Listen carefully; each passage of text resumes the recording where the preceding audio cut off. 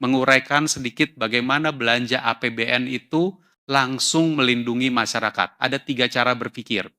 Pertama, belanja APBN itu melindungi masyarakat, melindungi sepanjang hayat, dari sejak kehamilan sampai dengan lansia. Jadi dari anak usia 0 sampai 6 tahun sampai dengan lansia berumur di atas 60 tahun, APBN itu hadir. Kalau untuk anak di bawah di bawah 6 tahun, banyak sekali program, saya sebutkan beberapa di sini, PKH anak usia dini, 6,3 triliun disalurkan. PKH untuk ibu hamil, itu disalurkan 15,1 miliar. Untuk anak usia sekolah, PKH SD, SMP, SMA, itu 12 triliun dari APBN. PIP untuk Indonesia Pintar Pendidikan 11,6 triliun dan berbagai macam program lainnya. Termasuk di sini adalah makan bergizi gratis. Dialokasikan 71 triliun yang nantinya akan menuju 171 triliun dan ini penerima manfaatnya adalah anak bahkan ibu hamil, anak sekolah sampai dengan usia 18 tahun menerima makan bergizi ini. Untuk kelompok masyarakat yang ada di usia kerja, 19 sampai dengan 59 atau 60 tahun, berbagai macam bentuk intervensi dari APBN, itu ada yang berupa Kartu Indonesia Pintar Kuliah, beasiswa LPDP, iuran jaminan kehilangan pekerjaan, kegiatan-kegiatan vokasi, balai latihan kerja, subsidi KUR untuk para pekerja produktif kita yang membutuhkan kredit, itu diberikan berbagai macam subsidi bunga dan intervensi dan program pemerintah. Bahkan untuk lansia umur 60 tahun ke atas, berbagai macam program itu ada di dalam APBN kita, dijalankan oleh berbagai macam KL, ada yang berupa PKH untuk lansia, juga atensi untuk pemakaman dan yang lainnya. Jadi sepanjang umur untuk warga negara Indonesia, APBN itu hadir dengan berbagai macam program. Tapi bukan hanya dengan logika sepanjang hayat, APBN juga hadir untuk memenuhi kebutuhan dasar rumah tangga. Kebutuhan konsumsi, kebutuhan pangan, kebutuhan energi, kebutuhan kesehatan, melalui berbagai macam program lainnya. Kartu sembako itu diberikan untuk rumah tangga. Ada 18,3 juta keluarga penerima manfaat yang total anggarannya 43,9 triliun.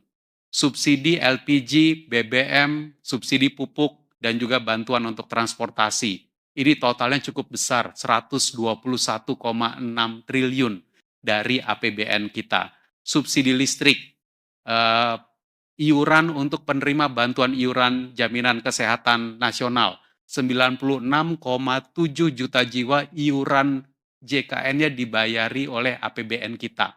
Itu jumlah pembayarannya 46,5 triliun yang dibayarkan kepada BPJS Kesehatan.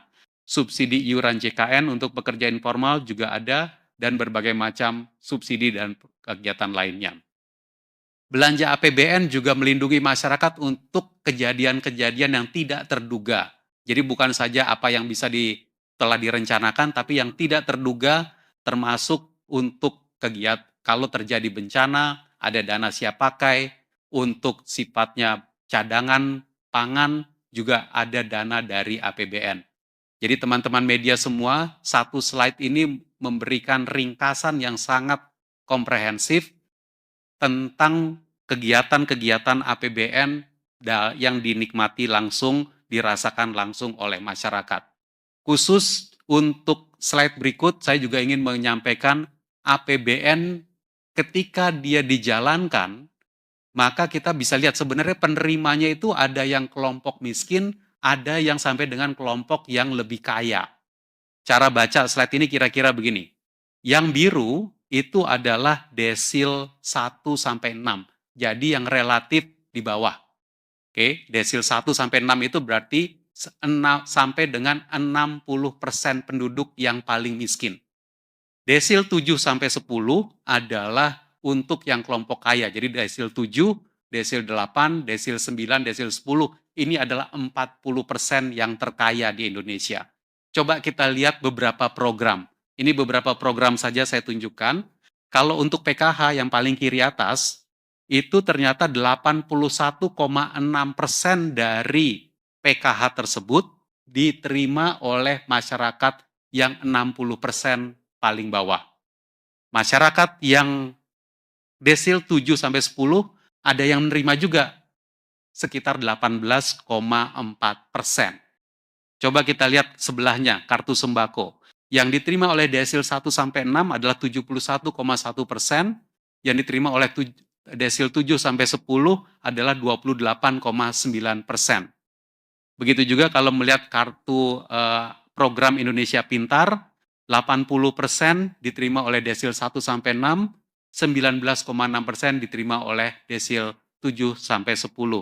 Lihat PBI JKN juga seperti itu, ada angkanya, bisa dilihat nanti lebih detailnya.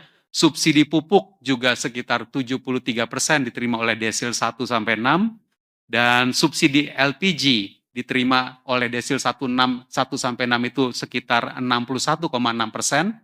Jadi yang diterima oleh desil 7 sampai 10 relatif agak tinggi, 38,4%. Kalau kita bandingkan dengan program yang lain, desil 7 sampai 10 ini menggunakan LPG 3 kg relatif lebih tinggi dibandingkan program-program yang lain. Dan kita kontraskan dengan yang paling kanan bawah, yaitu subsidi solar. Subsidi solar itu yang diterima oleh desil 1 sampai 6 itu hanya 20,6%. Sementara yang diterima oleh desil 7 sampai 10 adalah 79,1% dari total subsidi solar. Ini adalah kalau kita mau membandingkan siapa yang menjadi penerima dari program-program APBN.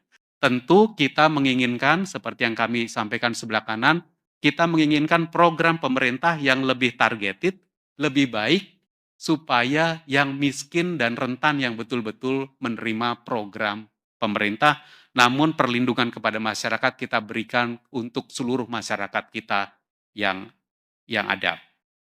Ini adalah 2 slide yang moga-moga memberikan gambaran kepada teman-teman media bagaimana program APBN berjalan dan siapa penerima manfaat dari program-program APBN tersebut. Berikutnya saya akan menguraikan 4 aktivitas yang agak spesifik sekaligus melaporkan progres dari aktivitas ini. Pertama, quick wins di bidang kesehatan salah satunya adalah pemeriksaan kesehatan gratis. Sudah mulai berjalan sejak Januari yang lalu, anggaran totalnya adalah 3,4 triliun. Yang melalui belanja Kementerian Kesehatan adalah 2,2 triliun, yang melalui transfer DAK non-fisik adalah 1,2 triliun. Jenis layanannya ada 3 macam, layanan pemeriksaan kesehatan di hari ulang tahun, layanan pemeriksaan kesehatan gratis di sekolah, dan layanan kesehatan gratis secara rutin.